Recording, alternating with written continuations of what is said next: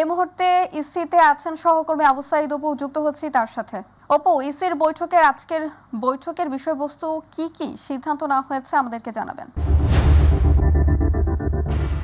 শাওন, আপনাকে ধন্যবাদ। আপনার মাধ্যমে দর্শকদেরকে জানাতে চাই যে বেলা 11টায় শুরু হওয়া যে নির্বাচন কমিশনের ৭ম যে সভা, সেই সভাটি কিন্তু এখনও দীর্ঘ 3.5 ঘন্টা পেরিয়ে গেলেও এখনও আসলে চলছে এবং যে দুটি এজেন্ডা নিয়ে তারা আসলে বৈঠকে বসেছে তার মধ্যে হচ্ছে রাজনৈতিক দল এবং যারা আসলে প্রার্থী হবেন তাদের নির্বাচনী আচরণ বিধিমালা কেমন হবে এবং কিভাবে তারা নির্বাচনের সময় তারা মাঠে তাদের যে কর্মযোগ্য সেটি তারা চালাবেন সেই বিষয় নিয়ে আলোচনা হচ্ছে। পাশাপাশি একটা বিষয় আপনাকে জানিয়ে রাখি যে সীমানা নির্ধারণ বিষয়টি, যেটি প্রতিটি সংসদ নির্বাচনের আগেই কিন্তু এটা নির্বাচন কমিশন আসলে বরাবরই করে থাকে এবং শেষের সাংবিধানিক বাধ্যবাধকতা রয়েছে, সেই ধারাবাহিকতায় কিন্তু এই সীমানা নির্ধারণের বিষয়টি নিয়ে বিশদ আলোচনা হচ্ছে। কারণ 75টি আসনের বিপরীতে ইতিমধ্যে কিন্তু 660টি আবেদন পড়েছে এই সীমানা নির্ধারণের যে পূর্ণ বিন্যাস যে বিষয়টি, সেই বিষয়টি নিয়ে কিন্তু আলোচনা চলছে। আর বিবাদ যে বিষয়টি,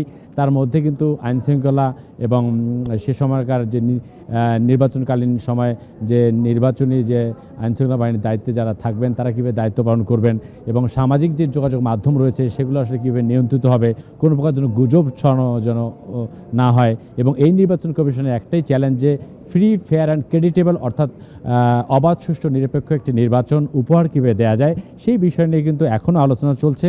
এখনও আমরা গণমাধ্যম কর্মীরা এখানে অপেক্ষা করছি। বৈঠক শেষ হওয়ার পরে হয়তো প্রধান নির্বাচন কমিশনার কথা বলার কথা রয়েছে। যদি কথা না বলে তাহলে নির্বাচন কমিশনার হয়তো একজন আমাদের সাথে কথা বলবেন এবং ভেতরে কী ধরনের আলোচনা হয়েছে সেই বিষয়টি আসলে আরও পূর্ণাঙ্গ রূপে আমরা দর্শকদের উদ্দেশ্যে হয়তো পরবর্তী সংবাদে যুক্ত হয়ে জানাতে পারবো। তবে একটি বিষয় তারা মাথায় রেখেই এগোচ্ছে, সেটি হচ্ছে অতীতের মতো আর কোনো প্রশাসনের নির্বাচন এই বাংলা মাটিতে তারা হতে যেমন দেবে না, সেটি যেমন তাদের চ্যালেঞ্জ, এবং তারা এই সুযোগটি কাজে লাগিয়ে এমন একটি নির্বাচন জাতিকে উপহার দিতে চায় যে নির্বাচনটি বিশ্ব দরবারে একদম ইতিহাস হয়ে থাকে এবং মাইলফলক হয়ে থাকে।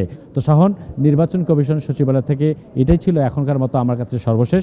আমি হয়তো পরবর্তী সংবাদে যুক্ত হয়ে দর্শকদের উদ্দেশ্যে জানাতে পারবো যে ভেতরে যে 7তম সভা চলছে নির্বাচন কমিশন সচিবালয়ে, তার সর্বশেষ আসলে আপডেট কি এবং নির্বাচন কমিশনাররা আসলে কি বলছেন। শাওন। অপু, আপনাকে ধন্যবাদ।